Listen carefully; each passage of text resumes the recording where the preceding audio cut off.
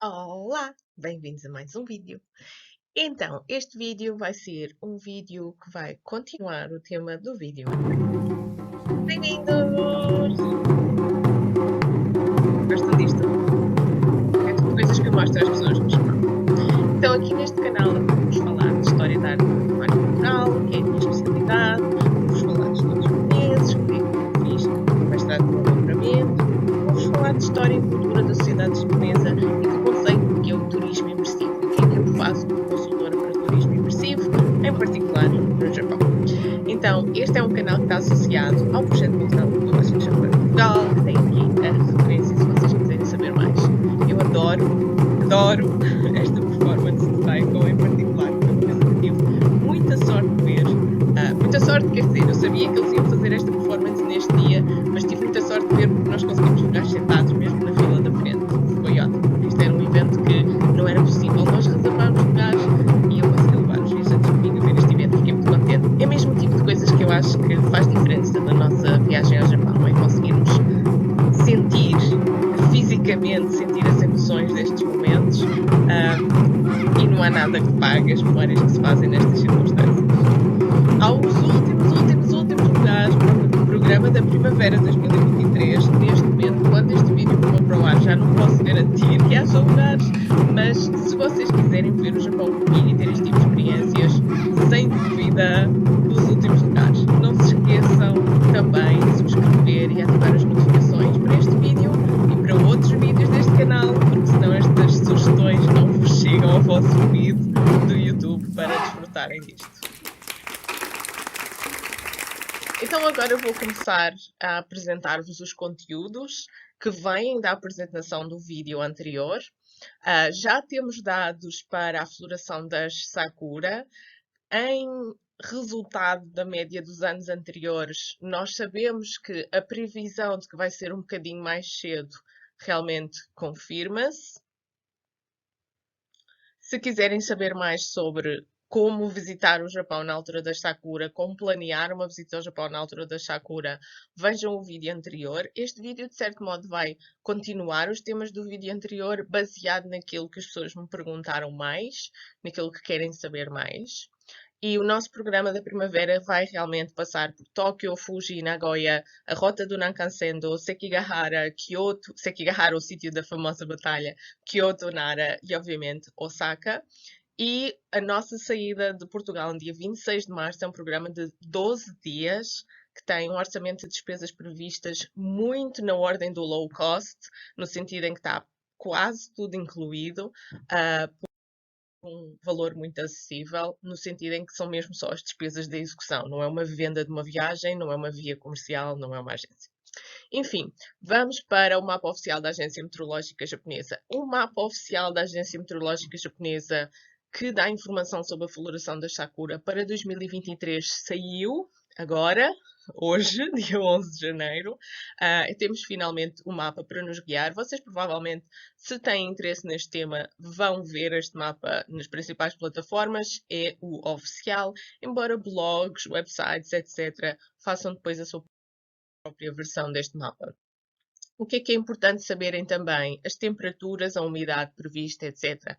Então, se nós tivermos como referência Tóquio, março é um mês ainda a dar para o frio. Aquela está ali a temperatura de 9,5, mas é assim, durante o dia, andar na rua, vocês esperem à vontade de chegar aos 15, a meio do dia.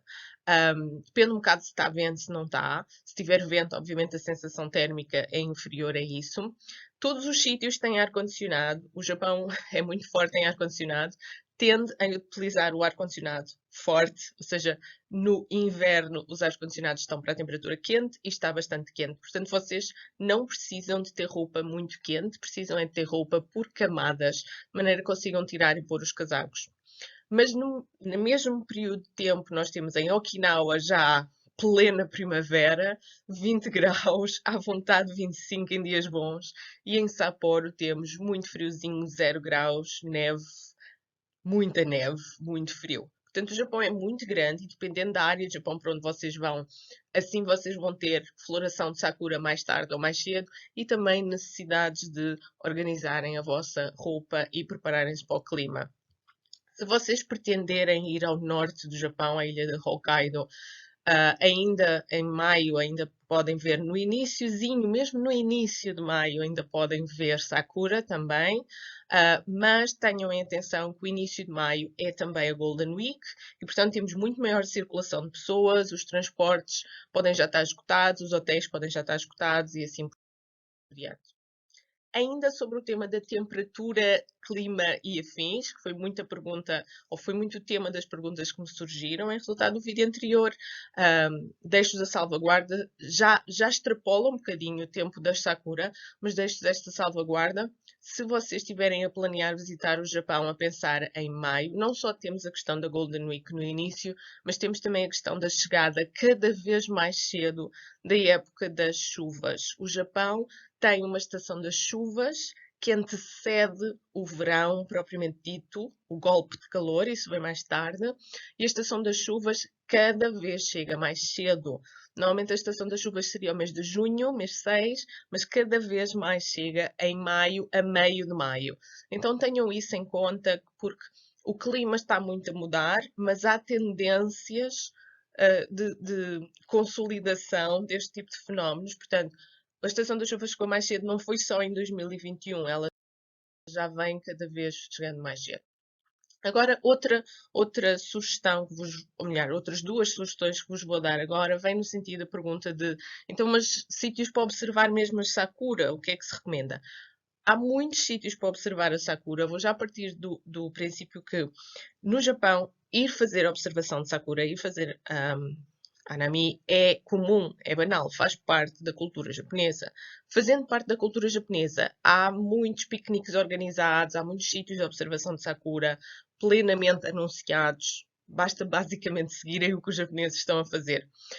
Agora, dito isto, claro que há sítios que são mais turísticos do que outros. Então eu vou-vos falar aqui de dois dos que eu conheço, entre muitos. Este é no Parque Comemorativo da Expo de 1970 em Osaka. Isto foi uma exposição universal que existiu neste ano em Osaka. O parque é enorme, tem muitas sakura que florescem e são lindas de se ver. Também tem muitas outras coisas interessantes neste parque. Então, vocês estão num sítio que faz parte, ou fará parte, na vossa viagem, da história da cidade de Osaka, da história do Japão recente do século XX. É muito interessante visitar e, se for aliado à floração do sakura, também podem desfrutar disso. Ele não fica no centro da cidade, vocês têm que fazer uma ligeira deslocação. Neste mapa eu sinalizei aqui o que é a estação de Shin Osaka, que é a estação do Shinkansen. Também destaquei o que é a estação do Umeda, que é mais ou menos o centro de Osaka, onde é que fica o castelo e onde é que fica Itami. Itami está aqui marcado porque Itami tem um aeroporto. Normalmente as pessoas vão, quando fazem viagens internacionais, para o aeroporto internacional de Sakai, ou internacional de Osaka, que é perto de Sakai, e não para o do Itami, mas Itami tem um aeroporto. Osaka tem basicamente dois aeroportos, Itami e o Kansai International Airport. A Expo 70 Commemorative Park é mais perto de Itami e de Shin Osaka. Então, se vocês tiverem num circuito em que passam pela estação do Shinkansen, até dá jeito, embora tenham que arranjar um transporte entre a estação e lá.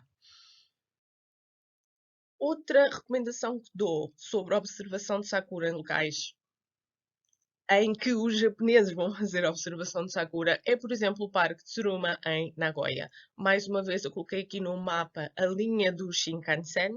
Se vocês estiverem a fazer a circulação entre Osaka e Tóquio, vocês vão necessariamente passar por Nagoya. Tem muitas coisas interessantes para ver em Nagoya, não é por acaso que faz parte normalmente dos meus programas de visita ao Japão, ou aquela zona do Japão, incluindo o Gifu, incluindo uma parte da rota do Nakansendo. Portanto, normalmente eu aproveito por explicar património cultural japonês por ali, com vários recursos a várias visitas, mas mais uma razão para incluírem no vosso circuito de viagem, se estiverem a ver Sakura ou pretenderem ver Sakura, o Parque de Tsuruma. É um sítio onde as pessoas de Nagoya vão, é no centro da cidade, basicamente. Tem um campo de jogar beisebol, tem sítios para fazer piqueniques. Esta toalha verde que vem ali no chão é um sítio para depois fazer piquenique. Debaixo das Sakura floridas tem um pequeno lago, um ponto de observação à beira da água. É muito agradável, é muito familiar. Essa coisa de poder circular livremente, sentar no chão e fazer piqueniques, Normalmente não é permitido no Japão, mas é permitido na altura das sakura ou em sítios específicos em que se está a fazer a observação de sakura. Algumas são mesmo centenárias, estas árvores estão bem cuidadas, são um património classificado. Claro que todos os japoneses vão lá e também tiram fotografias e também fazem fila para pousar com a sakura, mas é uma experiência totalmente diferente do que irem a um sítio 100% turístico. É estarem a desfrutar daquilo que os residentes locais desfrutam. E claro, como estão nesses sítios, se vocês fizerem despesas de consumos, de compras, vocês estão a ajudar os residentes locais e a sedimentar os negócios locais. Outra pergunta, uma batelada de perguntas que me fizeram é sobre o câmbio e o iene. E se é vantajoso ou não é vantajoso ir agora ou esperar mais tarde, eu não sei o quê. Então, o que eu digo agora é, há uma oportunidade absolutamente incrível neste momento para planear visitar o Japão nos próximos tempos, que é o valor do iene. E eu coloquei aqui neste gráfico a referência, aquela linha vermelha de referência de 2019, significa o último período, antes deste em que nós estamos a viver agora, em janeiro de 2023. 2019 foi o último período em que o Japão esteve aberto ao mundo, basicamente. Em janeiro de 2020, um determinado navio de cruzeiros com uma determinada população de residentes desse cruzeiro com uma determinada infecção viral chegou a uma doca japonesa e o Japão fechou-se muito rapidamente ao resto do mundo e foi completamente proibido para os turistas estrangeiros visitarem o Japão. Então, como foi completamente proibido para os turistas estrangeiros entrarem no Japão até outubro de 2022, o Japão esteve efetivamente fechado ao mundo. Neste período, uma das coisas que aconteceu foi a descida brutal do iene. Mas ninguém do estrangeiro em visita turística ao Japão pôde beneficiar disso porque o país tinha as fronteiras fechadas. Então, o que acontece neste momento é que a economia vai lentamente recuperar, porque as fronteiras voltaram a abrir, porque o Japão está a fazer várias iniciativas nesse sentido, e não é só o Japão. Mas antes que a economia recupere e que o iene volte a subir, temos este intervalo de tempo que as previsões económicas esperam que seja o ano 2023, ou mais exatamente, se calhar, os primeiros trimestres, os primeiros 2 trimestres de 2023, em que o Japão ainda tenha o iene baixo o suficiente para ser muito atrativo da parte de quem deseja comprar produtos e serviços japoneses em iene, fazer a despesa em iene. Nunca, até 2015, não é? Como vemos ali no gráfico, nunca esteve tão baixo como está agora. Portanto, em relação a se é vantajoso ir ao Japão agora, sendo vocês turistas que estão a utilizar a vossa moeda de referência, seja o dólar ou o euro, claro que é vantajoso ir ao Japão agora. Não há nada mais óbvio do que esta seta. Então, para terem uma ideia, 1000 ienes é aproximadamente 7 euros, 10 mil ienes aproximadamente 70 euros. Se vocês estiverem a fazer refeições ou compras ou despesas de transporte, elas ficam mais baratas nestas condições de câmbio. Ou seja, o vosso dinheiro rende para mais. Porquê que não fica tudo mais barato? Houve uma subida, uma inflação, sim, de preços, é verdade, também houve uma subida nos impostos. Aquilo que ficou mais caro foi, por exemplo, as viagens de avião. Por vários motivos, que não têm nada a ver com o iene. Mas as viagens de avião ficaram mais caras. As reservas nos hotéis também ficaram mais caras por outros motivos. Por exemplo, uma grande parte dos hotéis foram alocados para funcionarem anexos aos serviços do governo para terem as pessoas de quarentena. Durante os tempos das quarentenas, as pessoas que chegavam ao Japão tinham que ficar em quarentena.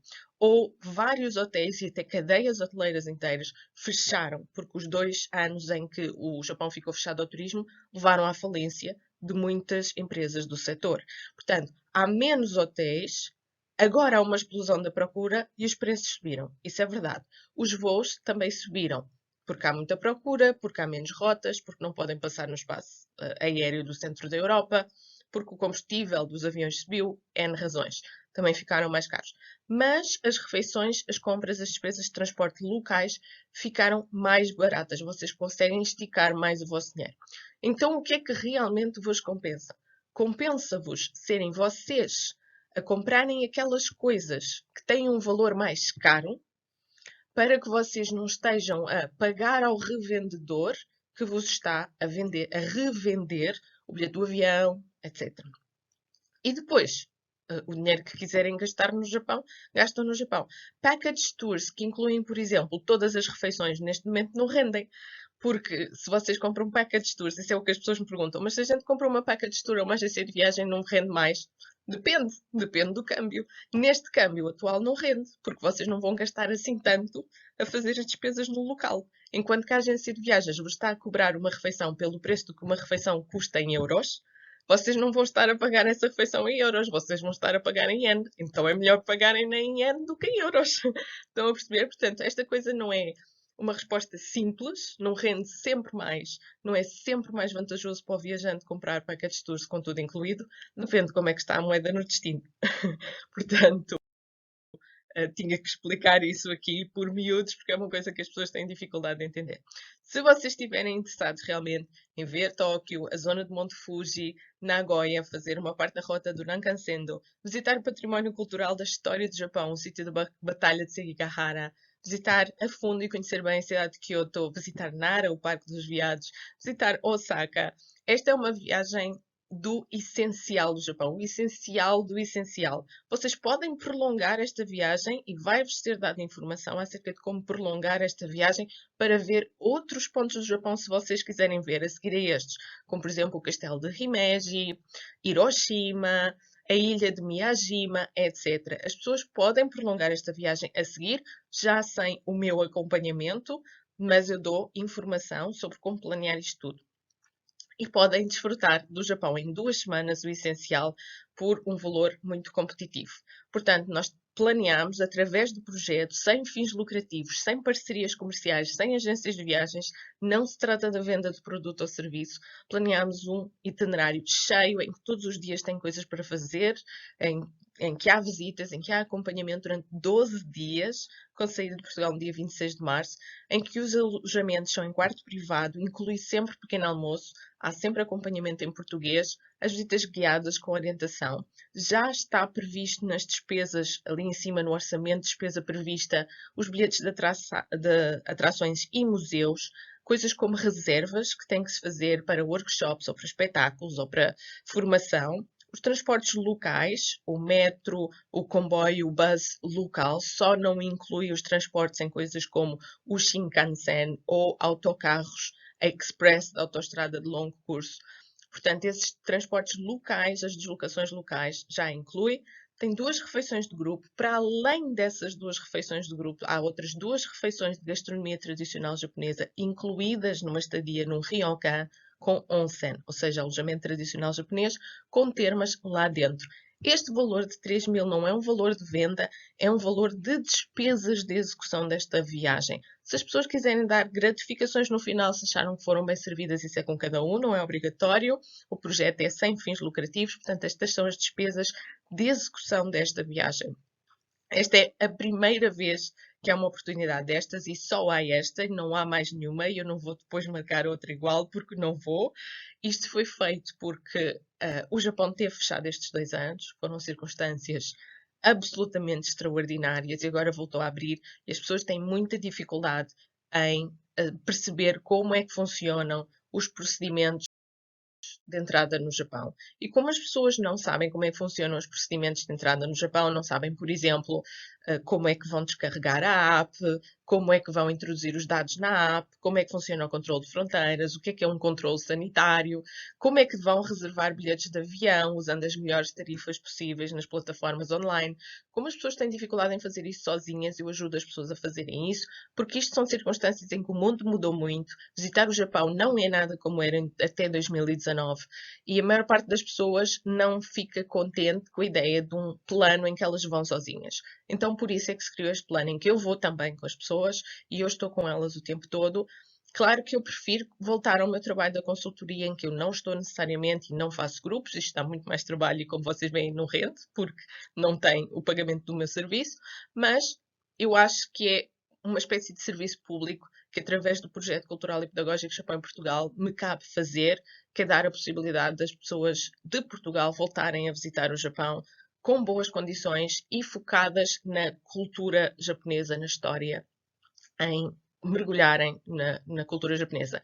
Claro, isto é um programa por entrevista. Vocês têm que se adequar ou não adequar às outras pessoas que já têm esta viagem assegurada e que vão participar e que embarcaram nesta proposta e já há vários anos que tinham este desejo de realizar esta viagem. Portanto, conforme a adequação das pessoas ao grupo ou não, assim se vai fechar o grupo brevemente. Se vocês estiverem interessados nestes conteúdos deste vídeo, não se esqueçam de comentar aqui em baixo qualquer coisa, fazer as vossas perguntas, ou utilizar os links que estão na descrição para enviarem as vossas perguntas, porque eu estou sempre disponível e tento criar vídeos quando realmente se juntam várias perguntas para responder, pelo menos até voltar a estar no Japão, que vai ser já em fevereiro, e voltar a fazer os vídeos a partir de lá. E mais umas parceriazinhas que vocês vão ver nas redes sociais. Pronto, uma grande beijoca para todos. Vejam mais vídeos que há aqui muita coisa para ver.